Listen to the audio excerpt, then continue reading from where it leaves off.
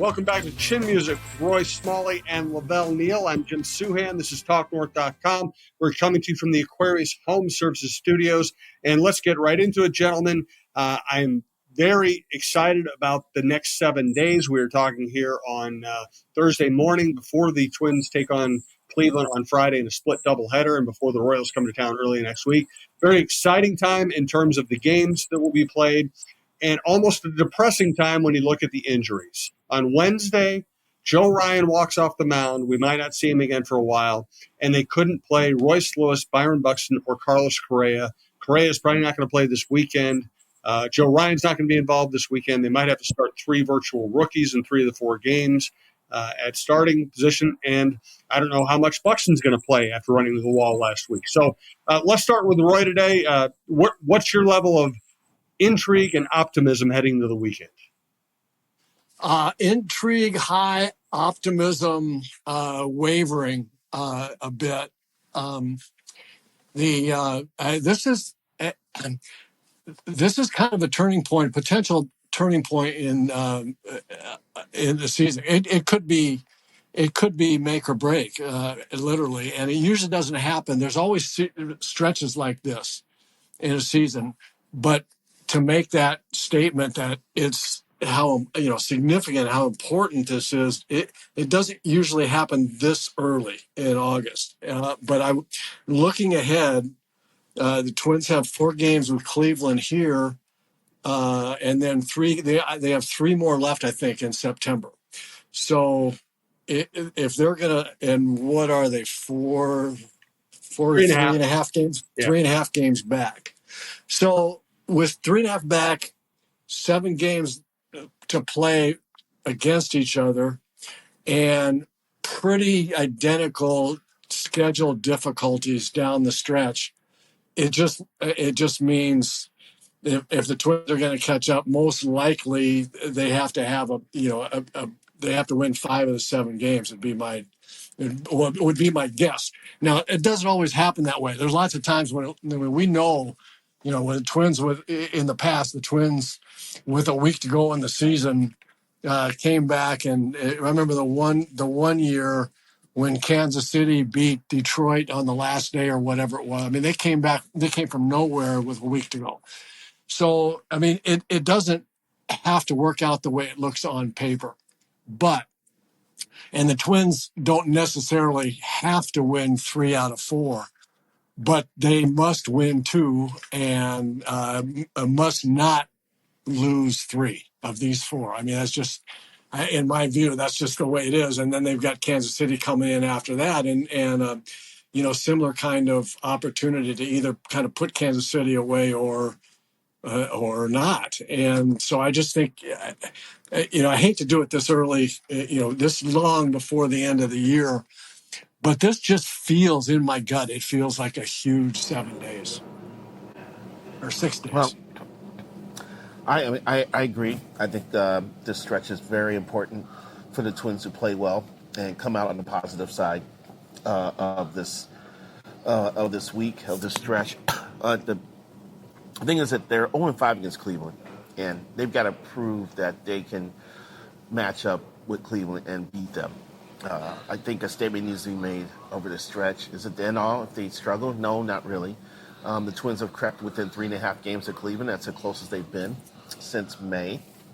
So that's a testament to them, how they played over the last several weeks. The Twins now, I check this website Tankathon every day to see who has the toughest schedule the rest of the season. The Twins now have a tougher schedule than Cleveland. They're ranked 5th in baseball. Strength of schedules, the opponents have a .517 winning percentage. Cleveland's not that far behind at .513. And Cleveland's been showing some cracks here lately, especially with that bullpen. They just got swept in a doubleheader to Baltimore. So it's not like they're coming into this series hot at all. And the relief corps have taken some beating, like the Twins have as well. So I'm looking forward to some battling baseball this week, even without Buxton.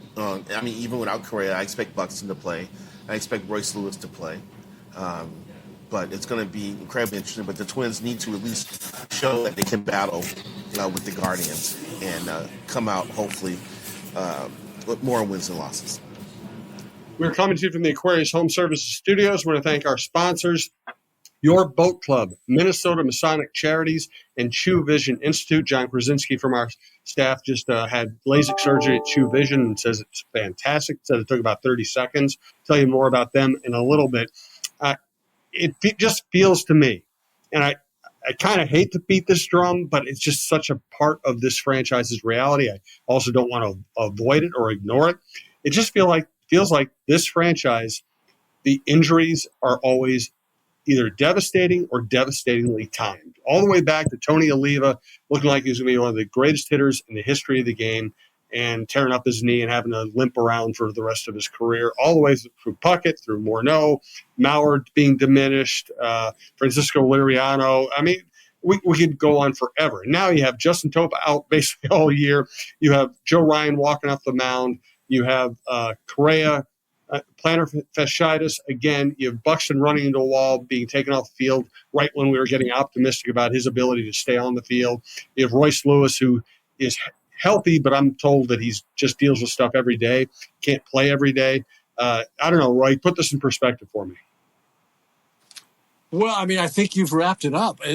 I don't think there's any other perspective. I think the Twins have had a really, really hard time with injuries, as you say, over the years, but also the last 2 or 3, and it's really kind of remarkable. I mean, I know every team has injuries, and every team has injuries to key players, but it feels really difficult, in the Twins injury parade. And you asked earlier if how optimistic I am, and here's the way I'm looking at this series. That I know that LaVelle's right. The Cleveland bullpen has scuffled a little bit, but front to back, they pitch really well. And, I mean, that's who they are. So the Twins are. My feeling is that the Twins have to pitch with them. They have to match them on the mound, both starting and relieving. And when I say the match for me is not are they as good as Cleveland? The match is, can they hold Cleveland hitters down as much as the Cleveland bullpen, the Cleveland staff can hold Twins hitters down, or vice versa. I think the Twins have a better offensive club. I think they have more guys that they can count on when everybody's healthy. And so the Twins pitching just has to be enough better than the Cleveland hitters, in the same proportion that the Twins hitters are better than the Cleveland hitters, and going up against that good staff. So that's kind of a convoluted way of saying it, but I really think that the Twin starters and bullpen really have to step up. And now no Joe Ryan, and the bullpen has been a little bit vulnerable through the mid innings, especially the 6th and 7th on occasion. So I just think my optimism based on all of that. My optimism is kind of midpoint, is medium. I'm not a doom and gloom person. I don't mean to sound like that, but once again, the Twins head into the second half of the season without all their ammo, and so hopefully the ammo they have is is really good. Yeah, I keep thinking when these things happen about the sign that Ron Gardenhire had over his office all the time, which said improvise and overcome. And it seems like the Twins are in a constant state of having to improvise and overcome for injuries. Jim went through a long list of historical Twins injuries, Killebrew, Oliva crashing on a water sprinkler, tearing up his knee. The Twins possibly entering the postseason with Francisco Liriano at full strength, with Johan Santana, which never materialized. Mauer and Morneau only played in one playoff series together. They all had like career-altering injuries. I'm still a little more optimistic about what they're going through now, because you expect Buxton to get healthy and Royce Lewis to get healthy, and they're doing the right thing with Carlos Correa, and to making sure that foot is close to 100% as possible before he starts doing things. I will knock the Twins because the other thing, and Jim knows this too from his days on the beat, the Twins historically have underestimated injuries. And the word coming out of Derek Falvey told me this at the Hall of Fame ceremony, that Correa's plantar fasciitis is not as serious as it was a year ago. Well, here we are. He's been out a month, basically, and so whenever the Twins tell me someone's going to be out just a short period of time, I automatically think it's going to be longer. They hope that Joe Ryan's injury is a short-term thing, but usually when a pitcher has anything happen to his arm, that's a month. It's a month. So we're not going to see Ryan until the middle of September, I don't think. Can they tread water? They have to do more than just tread water. They have to continue to be successful. They're going to need guys in rotation to step up. Louis Varno may have to make an appearance here and see if he can step into the rotation and contribute. It's about improvising and overcome, and that's what they have to do here down the stretch. Hopefully, they can get healthy in September and finish strong. But they're not the only team that's dealing with this too. A lot of teams have guys who are out and they're waiting for guys to get healthy. But I tend to think that if they could just, I still like their lineup. When I see Brooks Lee come up to the plate, I think he's going to get a hit.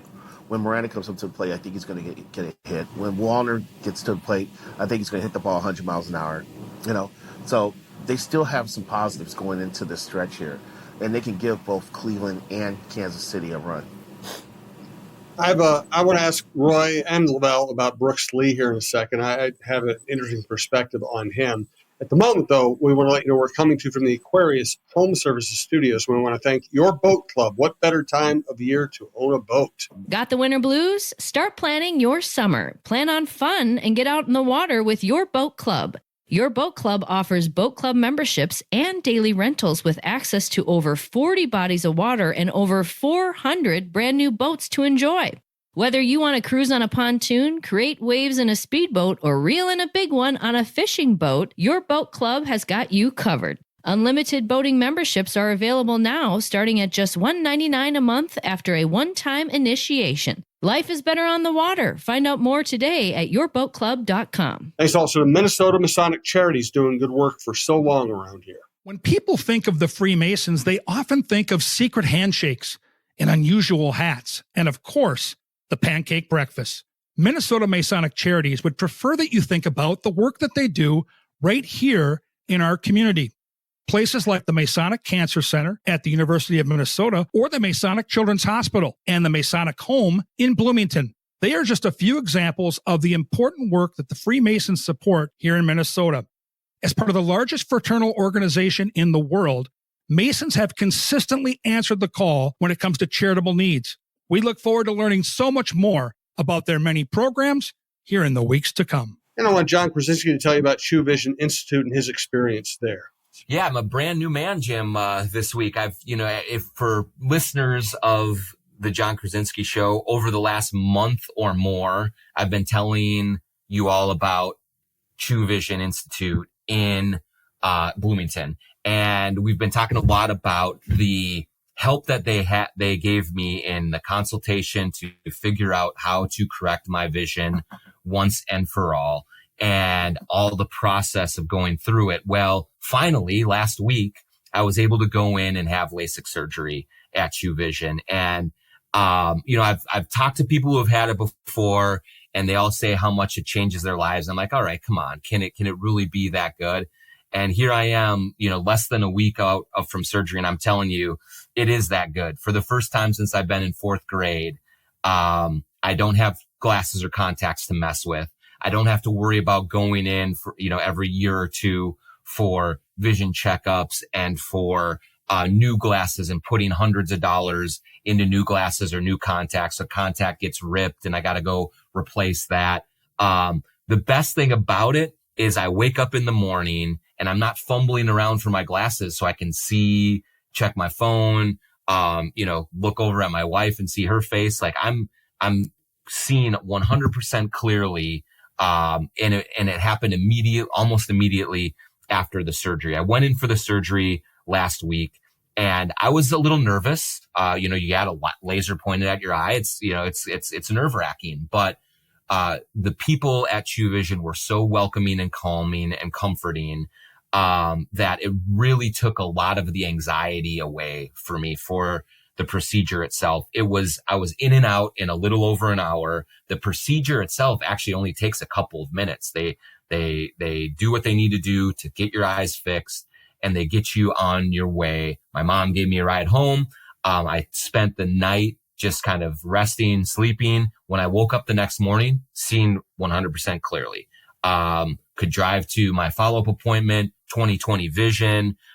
Everything was great. And I still am kind of walking around pinching myself right now that I can't believe I don't have glasses or contacts anymore. And Dr. Chu was absolutely phenomenal through the process. I was nervous. He has a very soothing, calming voice. He takes you through it very easily. He puts you at ease. He makes you feel comfortable when you're on the table getting the procedure done.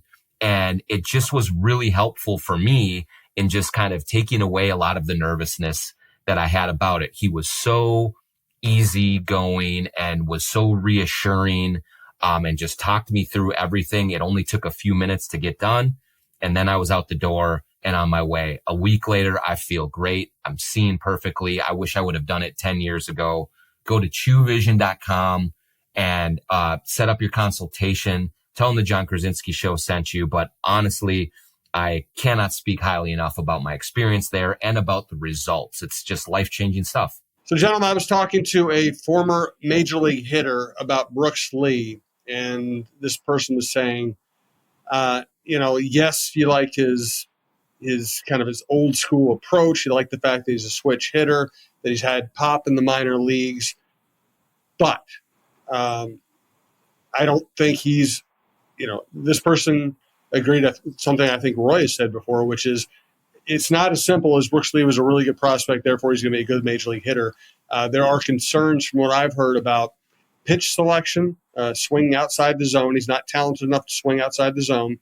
And the ball doesn't come off his bat the way it does when Buxton or Lewis hit, or even Correa hits it. He's not getting 110 mile an hour exit velocity. He hits a lot of bloops. He hits a lot of kind of soft fly balls. If he hits home run, it needs a lot of loft. Roy, I'm interested in your perspective on that perspective. So what I've seen from Brooks Lee is a lot of talent to get the big end of the bat to the ball, and that's important. He can do that consistently. But what you're suggesting, what you've heard, is true in the sense that he has swung at a lot of bad pitches. He's gotten him, and this is one of my pet peeves: is take a 2-strike swing on a tough pitch before you have 2 strikes. And the thing and he does that a lot. And especially if he's got somebody, in scoring position, runners on base, then not to make sure that you get a really good pitch to hit, and make an out on something tough early in the count is really a crime. And what I've seen with him is it's almost like he's hitting with 2 strikes the moment he steps in the box, and that bothers me. I think that he can, because he's made a lot of soft outs on tough pitches early in counts, and he didn't have to do that. I've seen him hit in a double play with a weak ground ball short off the end of the bat on an outside changeup or fastball or something on the outside corner, a first ball pitch with guys on first and second. Great, you didn't strike out, except that it was a no ball, no strike count, and you got runners on base. Striking out wasn't in the cards just yet, and so I've seen enough of that to have that, bother me a bit. But it's his first month and a half in the big league, or however long it's been. And he's got a long way to go before we really know what kind of hitter that he is. Those things are fixable. That particular thing is fixable and that doesn't take mechanics. That's just that's just a hitting coach sitting down saying, look, let's have a better plan and more aggressive plan at the plate on pitches that you want to hit early in the count, kind of thing. I mean, you can get to that. So I'm hopeful that with his, big end of the bat to ball skills, his mental approach will improve. And I don't see any reason why it wouldn't. It's just, right now he's feeling his way through the big, in the big leagues and feeling his way through at bats. That needs to get better. My thing about Brooks is just a reminder of how prospects don't all develop the same way, and some guys figure things out quickly. Some guys need time. And I'm sitting and looking at the Twins lineup, and I look at like a Jose Miranda, who a year ago looked like he had played himself down the pecking order and down the depth chart because he hadn't made adjustments at the plate. He was chasing a lot, and it wasn't clicking for him. And now he has turned his career around. This year, he's batting .318. He had that stretch where I think he got hit some 9 straight at bats or something like that. Was MLB Player of the Week. And you see a guy there who has figured it out at still a relatively young age. So you've got to hope that Brooks has that same type of ability to eventually make the adjustment. Matt Wallner was locking himself up at the plate. He's instead of stepping toward the plate now, he's stepping toward the pitcher, and it's helped him get the more baseballs, and you're seeing him crush the ball. So it depends on the individual and their ability to make adjustments. And Brooks he's only played 26 games in the majors, so I don't want to rush to judging with him. It's just tough because they need their offense to click as much as possible down the stretch of this playoff push, and it's a lot to ask for Brooks to act like hit like a cultured, seasoned professional hitter in his rookie year. This is a guy who was fast tracked through the minor league system, and he's reached the majors, and he's still learning. And I'm not ready to sound the alarm about Brooks by any stretch of the imagination. I just want to see what he does with time and how he makes adjustments, and when he makes adjustments and how quick he does. So I'm not going to sound the alarm yet. I just want to sit back and see some more. It's tough when you're trying to win and develop at the same time. It's just a fact of baseball that's stood for decades and decades. So I'm not worried yet. Well, Brooks Lee is doing the same thing in a similar thing this year that Miranda did last year, and what I just talked about, getting yourself in bad counts or making quick outs early in counts. And if you think about Miranda, it felt like he was pull conscious. He was swinging at high fastballs out of the zone. He was swinging sliders in the dirt. And his strength the year before was being in the center of the diamond with his approach and hitting the ball, all over the field from, especially in the gaps, right center to left center. And that's what he did his rookie year. And then he just got completely away from that last year. And when he came back up, immediately his approach was different. It looked, and I said to myself, this looks like Miranda. I don't know who that guy was last year. I mean, he's hitting the ball down the right field line. He's hitting it off the right field fence. He's hitting. He just looks like a professional hitter again, and even better than his first year, which we all thought was great. And I feel the same way. I think Brooks Lee is doing the same kind of thing. And I don't know if it's anxiety, pressure. All those things affect a young kid. I don't mean to say by any means that I'm sounding the alarm on Brooks Lee. All I'm saying is this is what he's doing, right. And he needs to fix that. And I think he can and will. I'm trying to figure out when the facts of life are going to set in with Edouard Julien, because that bat can play in the majors, but he is still not adjusted to being too patient with 2 strikes on him. I think he needs to be a little more aggressive, situations. But that's another guy who, sometimes it takes a while to sink in, and we'll see if it happens with Eddie. Couple. Well, that's a different deal for me. I mean, I hate to swing plane with a passion, and so I mean, I really hope, my best wishes for him to be able, if he can't change the swing plane, that he figures out how to use it to the best of his ability. But I worry about that. I'm sure I've said that too many times here this year. Couple notes. We've added Randy Shaver to the network. He's going to work on his passion, high school football. He already has a couple shows out. You can view them on YouTube as well, or listen to them on YouTube as well as at talknorth.com. Other thing, my band is playing after the Twins game Friday night at Blick's right by the ballpark. Stop by. We usually get a really good crowd there. We're celebrating. We always celebrate Don Mitchell and Jerry Holt at these things, and two of our favorite people. So stop by if you get a chance. Let's get to Joe Ryan.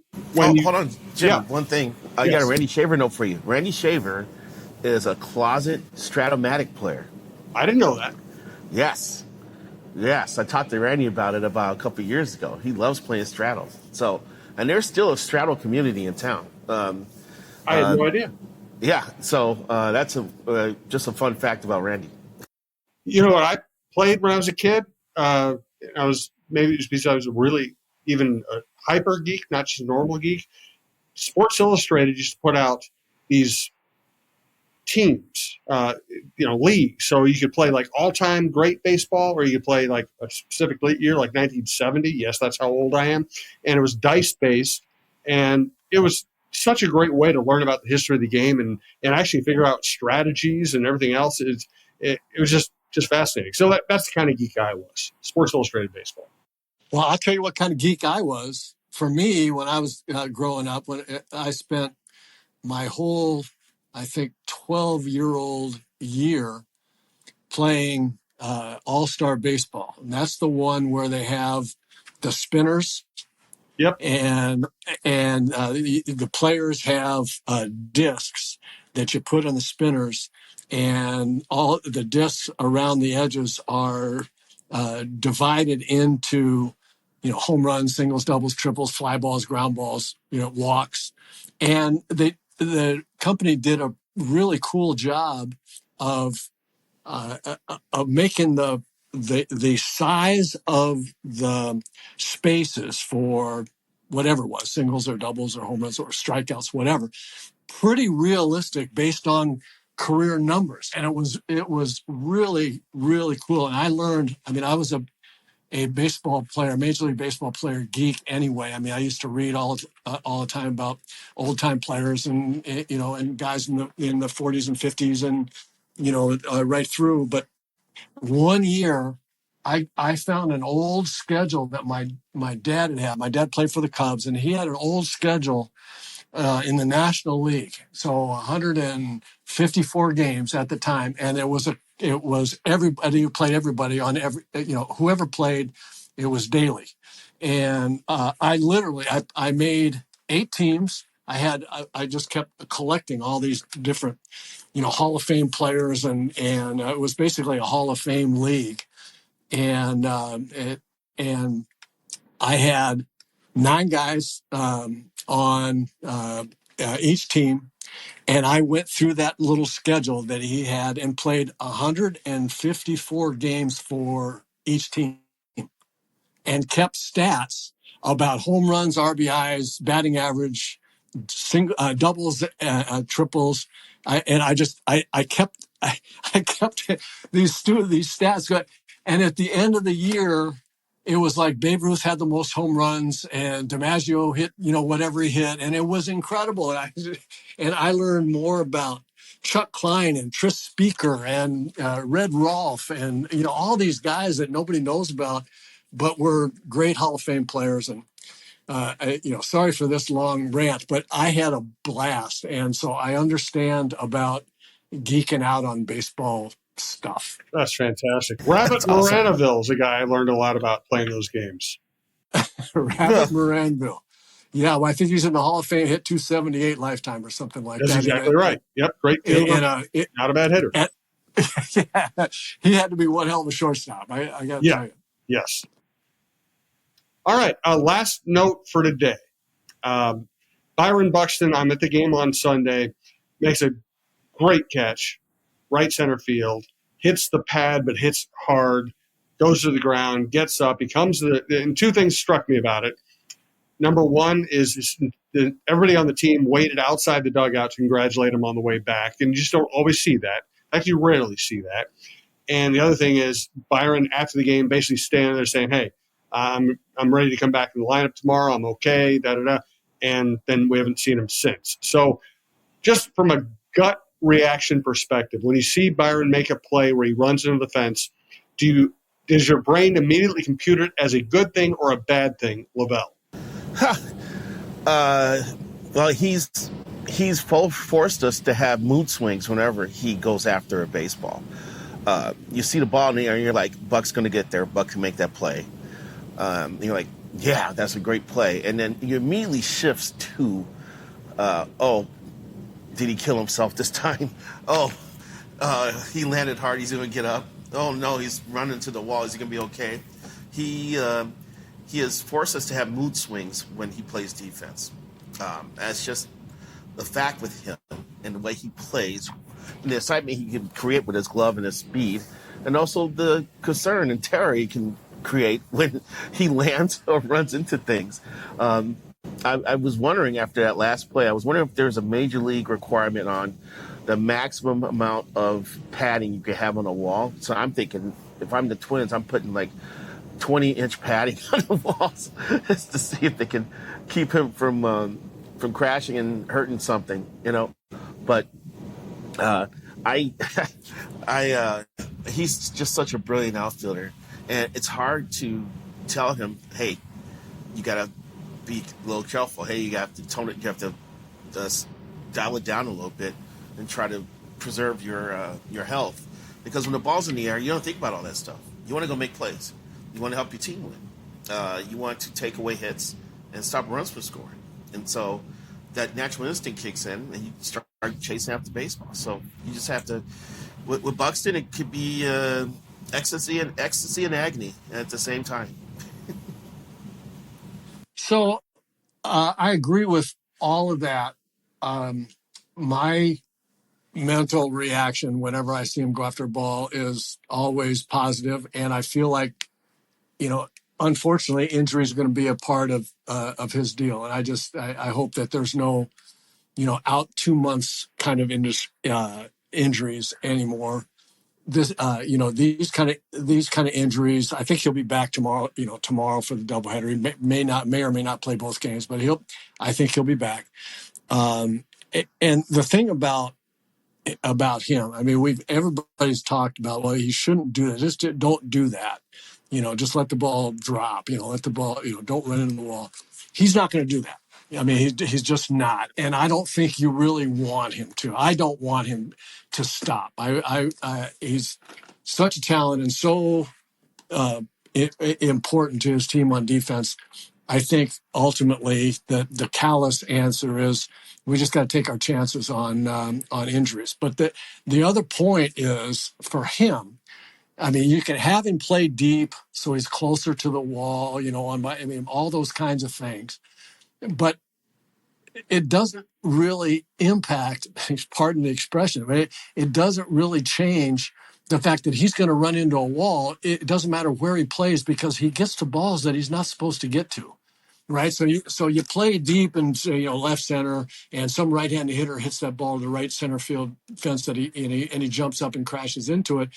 You're not supposed to get to that ball. You're supposed to be playing that ball off the wall, but he gets there like nobody else, and then has this great ability, like Lynn Swan catching a football. He has this great ability to keep his concentration and make the catch as he's leaping into this athleticism, and then run into walls or whatever.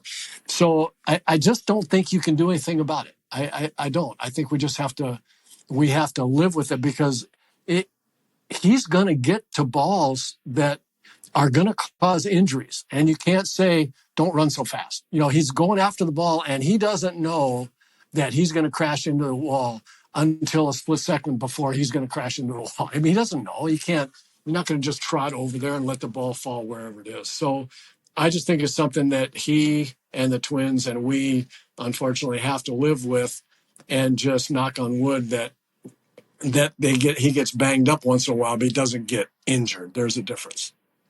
I love the Swan comparison. Yeah. Yeah, good stuff. I agree with you. And from being around teams all these years, all three of us have spent our different kinds of time in clubhouses. You can't put somebody in the field and tell them, "Oh, don't play hard." Right. Just let the ball bounce off the wall. Let your pitcher give up a double that might score the game-winning run. You got to play the game. Absolutely. And a lot of times when you try to slow down or play at 80% or whatever, that's when you get injured. You're out there to make plays. You're out there to be an athlete. You're out there to win games, and you can't all of a sudden be concerned about being injured. Injuries come with the game. With Buxton, it's been a lot, but we also have to recognize that Buck's been on the field a lot this year. Yes. And that is a good thing. That is a positive development for him, because that's been a concern. If he can play 100 games, if he can stay on the field, he's going to break down and miss a chunk of time. I mean, he's been banged up. But he's not had the major injury that has wrecked the season. And you see the benefit. I think it's helped him at the plate because he's in the lineup and seeing a lot of pitches and pitchers. In fact, when he starts on Friday, which we expect him to, he will have played more games than he did all of last year. And in a week, he'll have played. Wow, in a week, Buck will have played the most games in a season since 2017. Yep. Yeah, he's on his way to his second most games played in his career. Yep. And they need him. It's that simple. Yep. Good stuff, gentlemen. Thank you. I hope we have some baseball to enjoy over the next week. We will convene again next week and see where the team stands. Thanks again to Aquarius Home Services, Your Boat Club, Minnesota Masonic Charities, and True Vision Institute. And thanks to our producers, Davide Rosso and Alex Haugen at TalkNorth.com.